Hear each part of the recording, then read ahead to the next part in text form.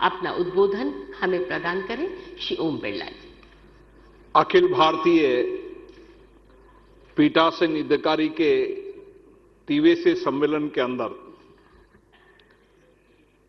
यहां पधारे सभी पीठासीन अधिकारीगण, लोकसभा के माननीय सदस्यगण, राज्यसभा के सदस्यगण, राज्य सरकार के मंत्रीगण, विधायकगण, पूर्व विधायकगण, पूर्व सांसदगण, सबका मैं राजस्थान की राजधानी में हार्दिक अभिनंदन करता हूं, स्वागत करता हूं। राजस्थान आध्यात्मिक, भक्ति,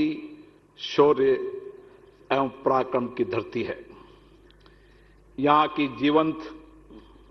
बहुरंगी विरासत, संस्कृति और पधारो मेरा देश की संस्कृति का अनुभव आप सब पीठासीन अधिकारियों ने आपने किया होगा। इस अवसर पर मैं विशेष रूप से भारत के माननीय उपराष्ट्रपति जी का अभिनंदन करता हूं, स्वागत करता हूं, जिन्होंने अपने व्यस्तम समय में से इस कार्यक्रम में पधारे और उनका मार्गदर्शन हमें मिलेगा। ये सौभाग्य है कि उपराष्ट्रपति जी भी राजस्थान से ही हैं और इसी विधानसभा के सदस्य भी रहे हैं। मैं इस मौके पर राजस्थान के माननीय मुख्यमंत्री अशोक गहलोत जी का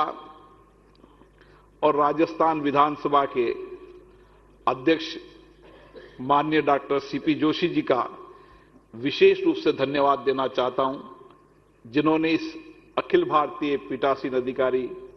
सम्मेलन की मेजबानी की और गर्म जोशी से अभिनंदन किया, स्वागत किया। मंच पर विराजे राज्यसभा के उपसभापति, वरिष्ठ पत्रकार श्री हरिवंश जी, राजस्थान के वरिष्ठ नेता, प्रतिपक्ष के नेता माननीय गुलाब कटारिया जी का भी मैं अभिनंदन करता हूं, स्वागत करता हूं। मित्रों, पिछले सम्मेलन के आयोजन के बाद से हमारे कुछ पूर्व सहयोगियों के दुखद निधन का मैं उल्लेख करना चाहता हूं। श्री धनिकलाल मंडल, पूर्व अध्यक्ष बिहार विधानसभा, थिरुचेरापट्टी आर मुथैया, पूर्व अध्यक्ष तमिलनाडु विधानसभा, श्री ई वीरमणि सिंह, पूर्व अध्यक्ष मणिपुर विधानसभा, श्री मनोज सिंह मांडवी, पूर्व उपाध्यक्ष छत्तीसगढ़ विधानसभा एवं उत्तर प्रदेश विधानसभा के अध्यक्ष माननीय पूर्व केशरीलाल जी त्रिपाठी जी का भी शोक व्यक्त करते हैं। भगवान उनको अपने चरणों में स्थान दे। मित्रों, एक अवसर हमें इस राजस्थान की राजधानी में मिला है। माननीय डॉक्टर सीपी जोशी जी ने पीठासीन अधिकारियों की चिंता भी व्यक्त की,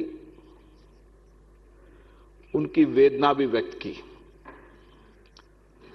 और किस तरीके से भारत का लोकतंत्र सशक्त हो, मजबूत हो,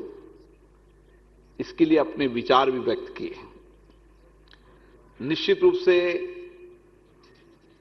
मैं इस मौके पर जो हमारा शिमला का जो सम्मेलन हुआ था, शिमला में शताब्दी वर्ष का पीठासीन अधिकारी सम्मेलन हुआ, जिसमें हमने चर्चा की कि जो पीठासीन अधिकारी सम्मेलन में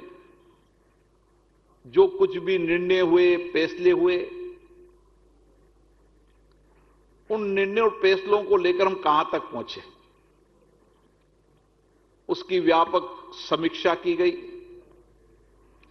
विचार विमर्श किया गया और हमने पाया कि उस सम्मेलन में से कई निर्णय सफल रूप से क्रियान्वित हुए, जिसका परिणाम रहा कि हमने हमारी संसदें, हमारे विधानमंडलों के अंदर काफी नियमों प्रक्रियाओं में बदलाव लाया और उसके साथ साथ आम जनता की अपेक्षाएं, आकांक्षाएं पूरी हो, उसके लिए भी सतत रूप से इस सम्मेलन के माध्यम से प्रयास किया गया। अखिल भारतीय पीठासीन अधिकारी सम्मेलन एक ऐसा मंच है जिसमें बैठकर विधानमंडल के अध्यक्ष राज्यों के, केंद्र के विधानमंडल के स्पीकर बैठकर चर्चा करते हैं, संवाद करते हैं, अपने अनुभवों को, अपने नवाचारों को साझा करते हैं और एक दिशा तय करते हैं जिससे कि हमारी विधानमंडल लगातार सतत रूप से विकसित होता जाए और बदलते परिप्रेक्ष्य में किस तरीके से हमारे विधानमंडल प्रभावी सिद्ध हो, इसके लिए लगातार चर्चा संवाद चलती रहती है। ये आजादी का अमृत महोत्सव का वर्ष है। 75 वर्ष की लोकतंत्र की यात्रा में हमारा लोकतंत्र सशक्त हुआ है, मजबूत हुआ है। हमारी संसदें, विधानमंडल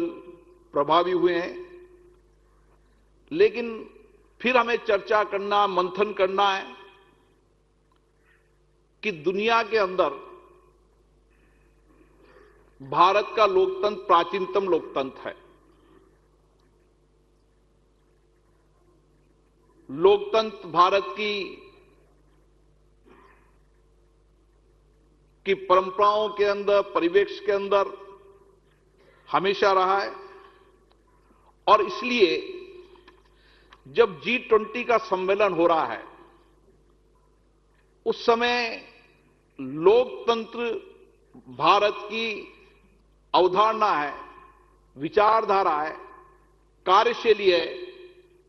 और लोकतंत्र के माध्यम से ही हमने लोगों के जीवन में सामाजिक आर्थिक परिवर्तन किए हैं और इसीलिए 21वीं सदी के जो आकांक्षी भारत है, जो नया उदय भारत हो रहा है, दुनिया भारत की ओर देख रही है। इस समय हमें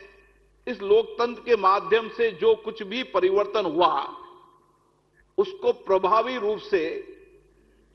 विश्व की संसदों के सामने भी और विश्व के कई देशों की सरकारों के सामने भी रखने का एक पर्याप्त मौका मिलेगा और इसीलिए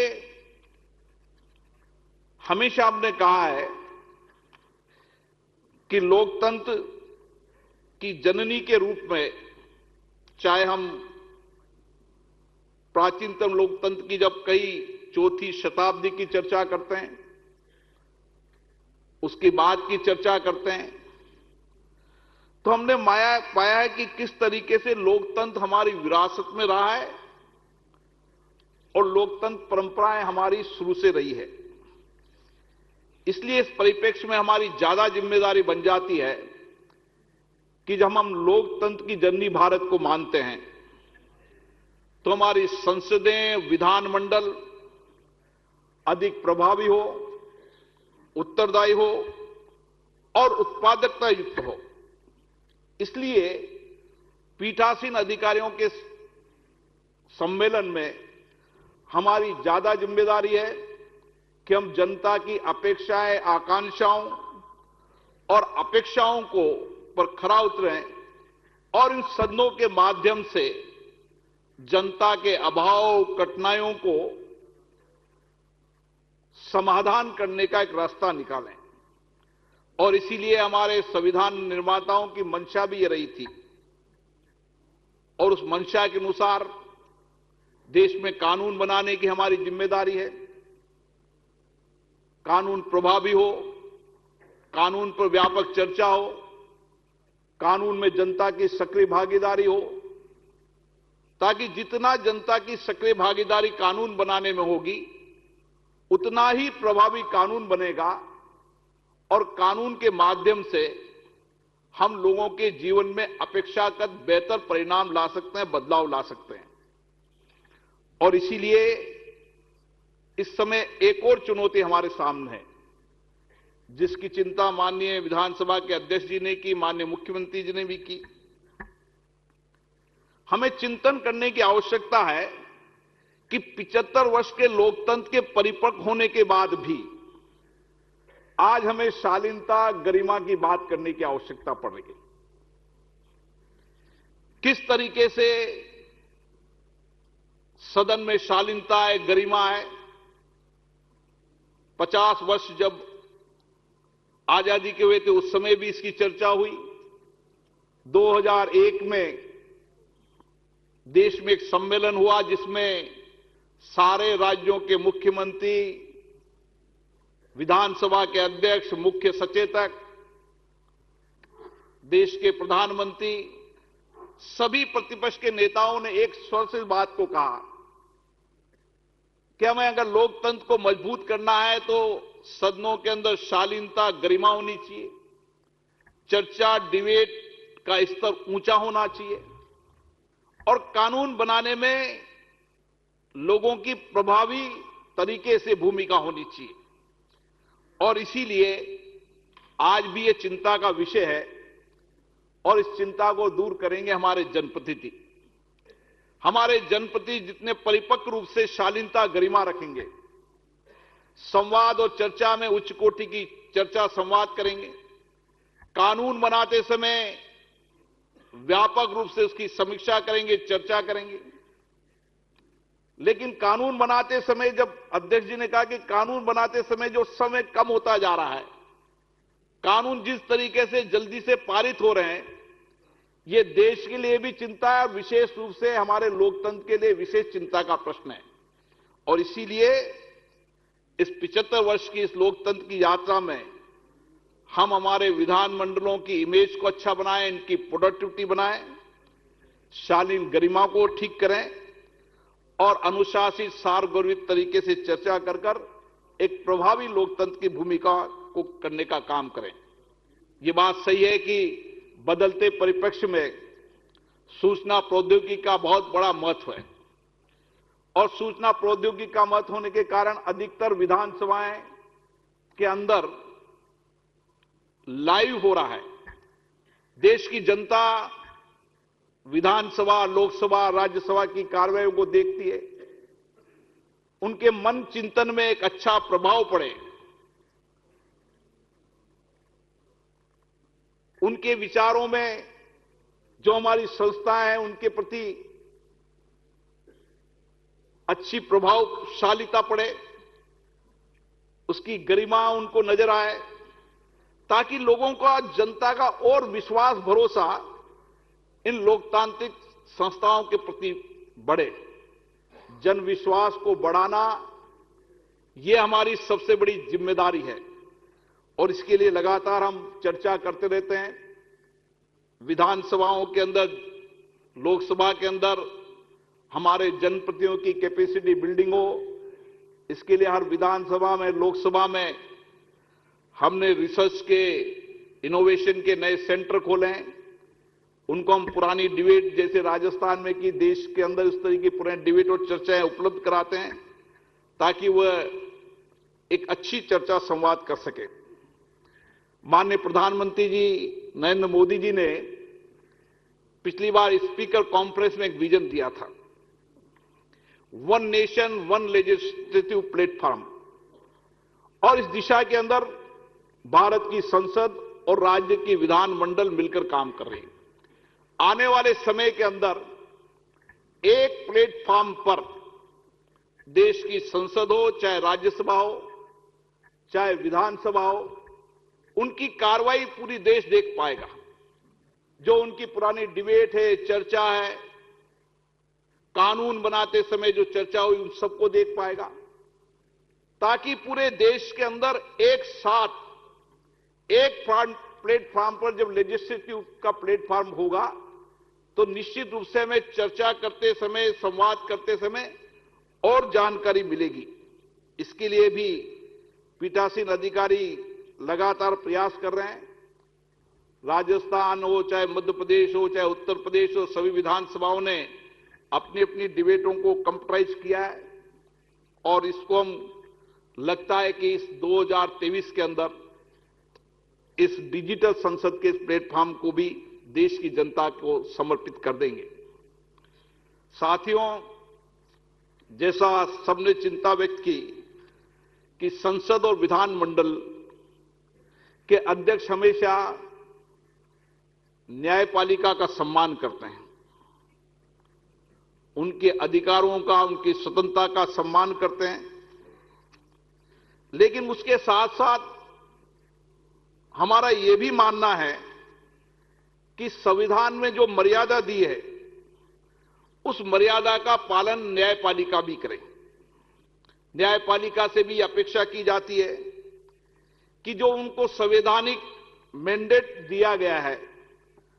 वो उस मैंडेट का उपयोग करे, लेकिन अपनी प्रत्यक्ष शक्तियों के प्रथमकरण और संतुलन के सिद्धांतों को बनाने में भी सहयोग करे। ये अपेक्षा हमारे पीठासीन अधिकारियों की है और इसीलिए विधायिका, कार्यपालिका, न्यायपालिका को संविधान ने शक्तियां दी है, क्षेत्राधिकार दिया है और उन क्षेत्राधिकारों में रहकर हम किस तरीके से और जनता का भरोसा, विश्वास जीत सकते हैं, इसके लिए हमें काम करने की आवश्यकता है। मित्रों, हमारा देश लगातार आगे बढ़ रहा है। इसी के साथ हमारी विधायी संस्थाओं के अंदर भी हम लगातार प्रयास कर रहे हैं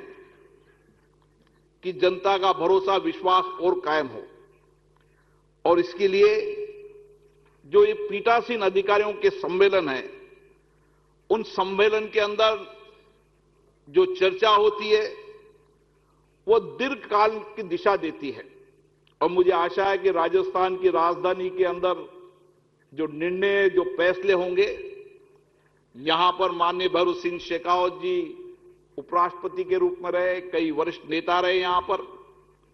जिनका एक लंबा अनुभव रहा है और राजस्थान के कई निर्णय आज देश और दुनिया के अंदर उन निर्णयों, फैसलों को पूरा विश्व भी मानता है, देश भी जानता है। इसलिए मुझे लगता है कि 2 दिन होने वाले विचार विमर्श में हमारे पीठासीन अधिकारियों के जो नए दृष्टिकोण आएंगे, नए विचार आएंगे, उनको लेकर हम आगे बढ़ेंगे और जिन बिंदुओं को लेकर हमने चर्चा की और जिन विषयों को लेकर चर्चा की है उससे एक श्रेष्ठ परिणाम आएगा। मुझे उम्मीद है कि हम जनता की उम्मीदों पर खरे उतरेंगे और जनता ने जो मैंडेट हमें दिया है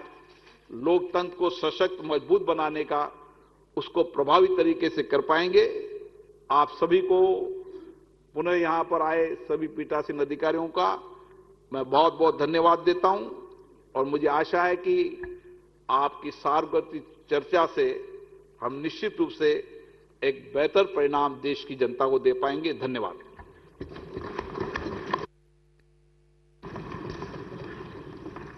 धन्यवाद, बहुत बहुत धन्यवाद।